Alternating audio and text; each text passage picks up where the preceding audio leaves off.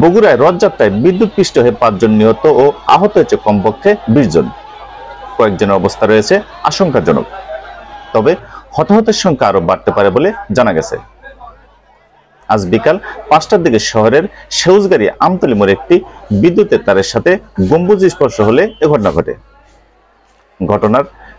ঘটনায় প্রায় 25 থেকে 30 জন আহত হলে তাদেরকে শহীদ জিয়াউর রহমান মেডিকেল কলেজ হাসপাতাল ও বগুড়া মোহাম্মদ আলী হাসপাতালে নিয়ে গেলে 5 জনকে মৃত ঘোষণা করেন ডাক্তার।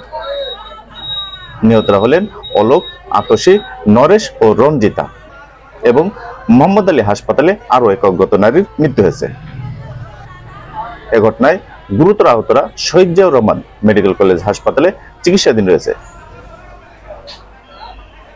এ ঘটনার খবর পেয়ে জেলা পুলিশ সুপার সুদীপ কুমার চক্রবর্তী বলেন, আহতরা হাসপাতালে চিকিৎসা নিচ্ছে।